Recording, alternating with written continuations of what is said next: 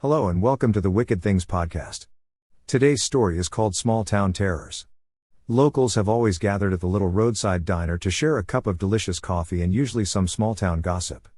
But there is something very different in the tales being shared today. Cheryl's eyes flashed open and wide with the excitement of the hunt. "Okay, here I come." The 16-year-old babysitter jumped to her feet from the brown microfiber couch. Cheryl's blonde ponytail bounced behind her as she rushed off to start the game of hide-and-seek across the wooden floors of the two-story Victorian-style home. Elizabeth clenched her tiny hands over her mouth to muffle her breathing to hide better from Cheryl. Her mind raced to thoughts of Danny and Mimi in hopes they had found good spots to hide. Her eyes traced the edge of the wooden kitchen cabinet door as the kitchen lights announced Cheryl's entrance. The uneven cabinet door allowed Elizabeth to peer out without being seen. Her breathing became panicked as she spotted Cheryl.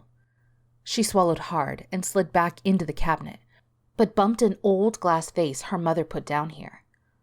Her eyes widened as the terror of being discovered suddenly became real. The bright kitchen lights flooded the interior cabinet. Elizabeth, out of instinct, raised her arms defensively. The bright light blinded Elizabeth as Cheryl's voice echoed inside the cabinet. "I found you!" Cheryl's voice was carried throughout the home and reached Danny's ears first, as he hid beneath his parents' bed. He knew to keep quiet unless they discovered him, and he definitely did not want that. His thoughts moved to his foot as he stayed home from school today because he twisted his ankle. He knows he could not outrun Cheryl, especially now. Cheryl's frustration wore deep on her young face as her eyes scanned the upstairs landing for a clue. Her eyes narrowed as her attention comes to the last room to search was the Carver children's parents' room. They locked the door handle from within. A smile crosses her face. "No fair. Locking the door is against the rules." Danny trembled nervously, but was determined to escape. He immediately questioned his hiding spot as he suddenly realized that under the bed would be the first place he would look. He crawled from under the bed and scanned the room for a better spot to obfuscate himself. Cheryl had returned from the kitchen with a butter knife.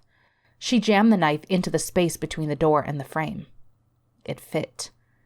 She smiled as she jiggled the knife until it slid behind the door latch. "Here I come," she announced. Danny slid behind his parents' dresser as the door burst open. He watched as she fell to her knees and looked under the bed. He felt relief knowing he had made the right decision. He crouched lower as she rose and quietly made her way to his parents' walk-in closet. He smiled as he knew she would never find him at this rate. Mimi breathed a little easier knowing Cheryl had gone upstairs. Then she was struck with the memory of little Danny rushing up the stairs amidst all the confusion. She slowly opened the hallway linen closet door and pushed away from the pile of colorful bed comforters from in front of herself. Cheryl's brow furrowed and her face twisted in anger as she turned away from the open walk-in closet. Her eyes darted about the room until they spotted the thick drapes that hung near the large oak wardrobe as it moved slightly. A demonic smile crossed her face, knowing her prey was within her grasp. Danny leaped from behind the wardrobe, landing on the bed feet first. Their eyes locked for an instant before both looked to the open door. Danny jumped from the bed through the air, but was met with a well-timed shoulder tackle. Cheryl and Danny landed hard against the floor just beyond his parents' wooden footboard with a resounding thud. Mimi looked up, as the loud impact from above made her feel as if the ceiling would collapse. She rushed to the end of the hallway, entering the kitchen. She paused, as terror took firm hold of her being. The kitchen cabinets were open, but her sister's hand hung out of the lower corner door. She knew it was her sister's lifeless hand, as it still had the friendship bracelet on it they had made together. Tears welled in her eyes, and morbid curiosity took hold. She moved to the open cabinet door and wept for her Elizabeth.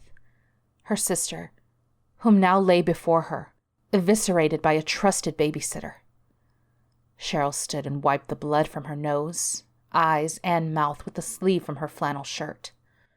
She smiled and watched as Danny's body twitched its last.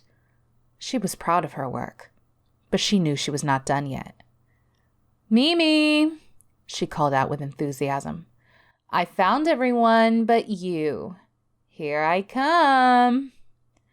Mimi was young, but not dumb. She looked up with a determination to survive the situation. She drew in a deep breath and summoned courage. She turned to the front room where everything had started and dashed towards the front door.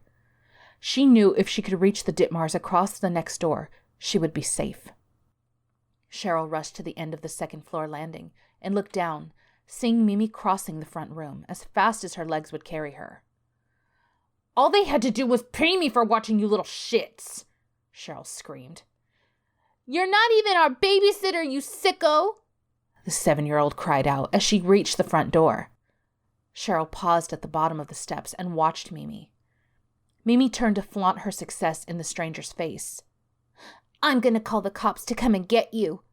She opened the door, never losing eye contact with Cheryl. She smiled, raised her little hand, and flipped off the sicko. Cheryl's eyes brightened as Mimi opened the door. Brad, you made it! A teenaged boy in a varsity jacket with well-manicured blonde hair smiled. Aw, you saved the last one for us to share. That's it for today.